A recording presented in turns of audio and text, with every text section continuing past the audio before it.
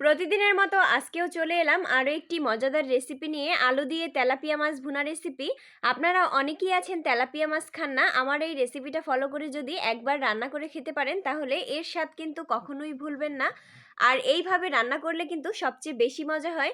তো ভিডিওটি না টেনে সম্পূর্ণ দেখবেন, আশা করি ভালো লাগবে। আসসালামু আলাইকুম, কেমন আছেন সবাই? আশা করি সবাই ভালো আছেন। আলহামদুলিল্লাহ, আমিও ভালো আছি।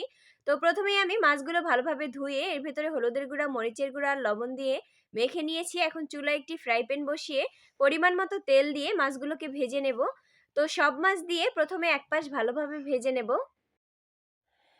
তো এক পাশ ভাজা হয়ে গেলে এখন উল্টিয়ে দেব। এইভাবে উল্টিয়ে দেব। এই তো উল্টিয়ে দিয়েছি, এখন অপর পাশ ভেজে নেব। অপর পাশ ভাজা হয়ে গেলে এরপরে নামিয়ে নেব।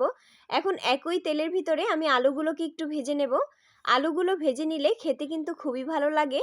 তো আলুর ভিতরে সামান্য একটু লবণ দিয়ে দেব। এরপরে আলুগুলো ভালোভাবে ভেজে নেব।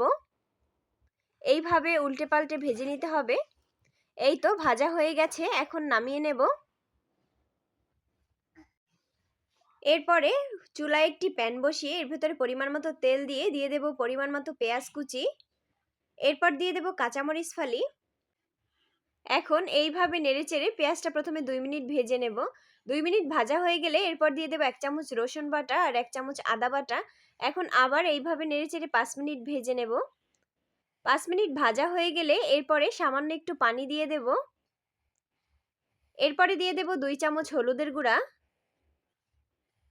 এখন দিয়ে দেব 1 চামচ মরিচের গুঁড়া। ঝালটা আপনারা যে যার মতো দিয়ে নিতে পারেন। এরপর স্বাদ মতো লবণ দিয়ে দেব। আপনারা সবকিছু আপনাদের পরিমাণ অনুযায়ী দিয়ে নেবেন।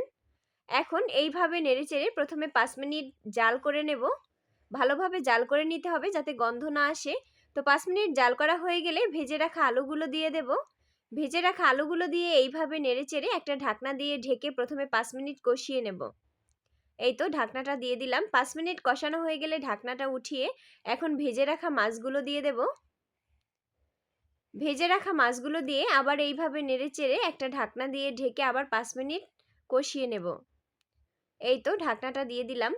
তো 5 মিনিট কষানো হয়ে গেলে ঢাকনাটা উঠিয়ে এখন এর ভেতরে পরিমাণ মতো পানি দিয়ে দেব। আপনারা কিন্তু বাসায় অবশ্যই এইভাবে একবার হলেও ট্রাই করে দেখবেন, খুবই ভালো লাগবে। তো পরিমাণ মতো পানি দিয়ে এইভাবে নেড়েচেড়ে আবার ঢাকনা দিয়ে ঢেকে এরপরে 15 মিনিট জাল করে নেব। তো 15 মিনিট জাল করা হয়ে গেলে ঢাকনাটা উঠিয়ে এখন এর ভেতরে ধনিয়া পাতা কুচি দিয়ে দেব। ধনিয়া পাতা কুচি দিয়ে আবার ঢাকনা দিয়ে ঢেকে 5 মিনিট জাল করে নেব। এই তো ঢাকনাটা দিয়ে দিলাম। তো 5 মিনিট জাল করা হয়ে গেলে ঢাকনাটা উঠিয়ে এই তো হয়ে গেছে আমাদের মজাদার আলু দিয়ে তেলাপিয়া মাছ ভুনা রেসিপি। আপনারা এই রেসিপিটা কে কে পছন্দ করেন অবশ্যই কিন্তু কমেন্টে জানাবেন। আর ভিডিওটি ভালো লাগলে লাইক কমেন্ট শেয়ার দিয়ে পাশে থাকবেন। যারা ইউটিউব চ্যানেল থেকে দেখছেন অবশ্যই সাবস্ক্রাইব করে দিবেন, আর পেজ থেকে দেখলে ফলো করে দিবেন। আল্লাহ হাফেজ।